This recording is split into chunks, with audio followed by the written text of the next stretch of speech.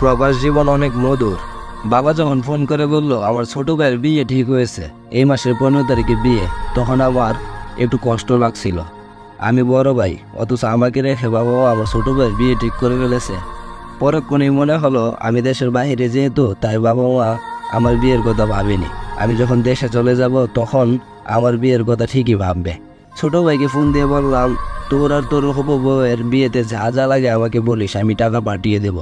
ছোট ভাইয়ের বিয়েতে আমি মেয়ের গহনা বাবদ 2 লাখ টাকা পাঠিয়েছিলাম, কিন্তু ছোট ভাই তবুও বললো আরও যেন 50,000 টাকা পাঠাই। ওর হবু বর নাকি খুব শখ মাথায় সোনার টিকলি দেওয়া।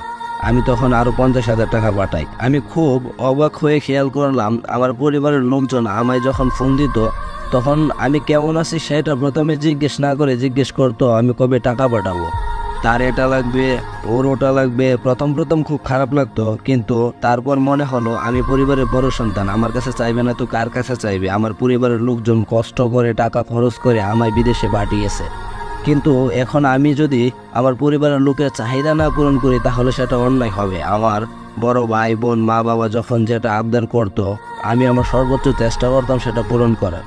দীর্ঘ 9 বছর প্রবাস জীবন পার করার পর বাবাকে যখন ফোনে বললাম বাবা আমি দেশে আসতে চাই, বাবা অবাক হয়ে আমায় বলল দেশে এসে কি করবি? আমি বললাম দেশে এসে কিছু একটা করার চেষ্টা করব। তোমাদের ছাড়া একা একা থাকতে ভালো লাগে না, তাছাড়া ছোট ভাই বোনের বিয়ে হলো কিন্তু আমি বিয়েতে থাকতে পারলাম না, খুব ইচ্ছে করে ওদের দেখতে। বাবা তখন কিছুটা রেগে বলল, দেখতে ইচ্ছে হলে মোবাইলে ভিডিও করে দেখিস, তবু দেশে আসতে হবে না। তাছাড়া আমি নতুন বাড়ি বানানোর কাজে হাত দিয়েছি, এখন তুই দেশে আসলে টাকা পাঠাবে কে? বাবার কথা শুনে এই মুহূর্তে নিজেকে মানুষ না টাকা বানানোর যন্ত্র মনে হচ্ছিল। প্রবাসীদের ওর পরিবারের লোকজন টাকা বানানোর মেশিন বাদে অন্য কিছু ভাবে না। আমি এর কয়েক মাস পর পরিবারের কাউকে কিছু না বলে হুট করে দেশে এসে পড়লাম। আমি দেশে এসেছি বলে আমার পরিবারের লোকজন খুশি হওয়ার চেয়ে মনে হয় কষ্ট পেয়েছে বেশি। 9 বছর পর দেশে এসেছি, কোথায় বাবা আমায় বুকে জড়িয়ে ধরবে তা না, বাবা আমার থেকে দূরে বসে আছে। ছোট বোন রাগ করে বসে আছে কেন ওর স্বামীর জন্য রুনিক্স ঘড়ি না এনে অন্য ঘড়ি এনেছি। আমি ওরে বললাম যে ঘড়িটা এনেছি সেটাও ভালো।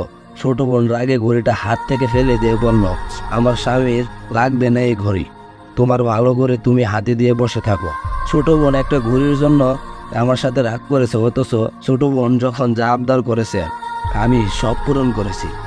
ছোট ভাইকে যখন বললাম বাইরে আমার বেতনের চেয়ে একটা আইফোনের দাম বেশি, তাছাড়া তোকে তো একটা আইফোন দিয়েছি, ছোট ভাই রেগে গিয়ে বলল, আমার বউয়ের জন্য তোমার কাছে কি এমন চেয়েছি যে দিতে পারবে না?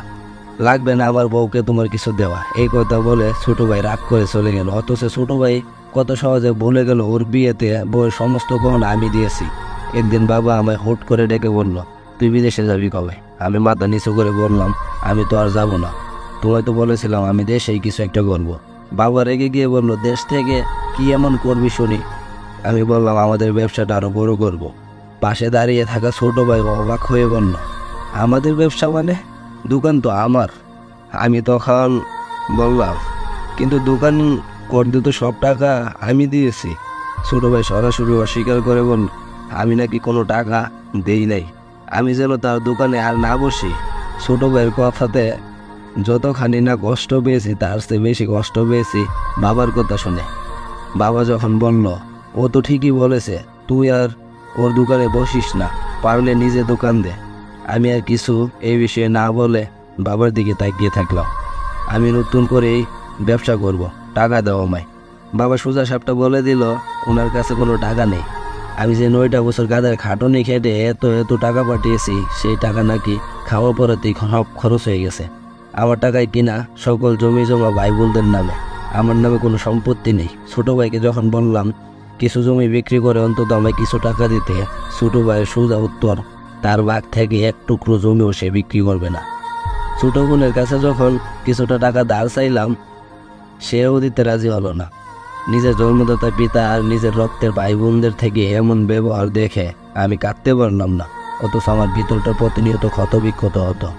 আমি যা বোঝার বুঝে গিয়েছিলাম, তাই যেদিন দেশ ছেড়ে চলে যাব সেদিন আমার পরিবারের লোকদের বললাম, তোমাদের হয়তো মনে মনে ভাবো বিদেশে টাকা পয়সা বস্তায় রাস্তায় পড়ে থাকে, কিন্তু বিশ্বাস করো বিদেশে টাকা ইনকাম করতে কত কষ্ট সেটা একজন প্রবাসী ছাড়া কেউ বুঝবে না। 18 ঘন্টা হাড় ভাঙা পরিশ্রম করে বাসায় এসে নিজে রান্না করে খেয়েছি, যে আমি কিনা 5 কেজি ওজনের কিছু মাথায় নিতে পারতাম না, সে আমি 50 কেজি ওজনের সিমেন্টের বস্তা মাথায় নিয়ে একতলা থেকে আরেক তলায় গিয়েছি। তোমাদের জন্য কত কিছু করে তোমাদের মন পেলাম না। আমি বেঁচে থাকতে এই দেশে কখনো পা রাখবো না। আমি যদি মরেও যাই তাহলে আমার লাশটা যেন বিদেশে পড়ে থাকে, তোমরা সেটা আর দেশে ফিরিয়ে এনো না। সমাপ্তি। আসলে এই ঘটনাটা হলো ওমানের এক বড় ভাই, তার নাম হলো উসমান। তো উনি অনেকদিন ধরে আমাকে বলতেছিলেন তার ঘটনাটা শেয়ার করার জন্য। আসলে এরকম ঘটনা শুধু ওমানের উসমান ভাইয়ের সাথে যে ঘটতেছে এরকম না, হাজার হাজার প্রবাসীর সাথে। আর একটা প্রবাসী তার আর একটা প্রবাসীর কষ্ট বা তার জীবনে কী কী হতে পারে ওইটা দেশের মানুষ কখনো কল্পনা করতে পারবে না। তো আপনাদের কারো লাইফ স্টোরি যদি শেয়ার করতে চান অবশ্যই আমার সাথে শেয়ার করতে পারেন। আমি ট্রাই করব ভিডিও করার জন্য। ভিডিওটি ভালো লাগলে অবশ্যই লাইক কমেন্ট শেয়ার করবেন। আর যদি ফেসবুক পেজ থেকে দেখে থাকেন অবশ্যই পেজটি ফলো দিয়ে রাখবেন। ধন্যবাদ। ভালো থাকবেন, সুস্থ থাকবেন।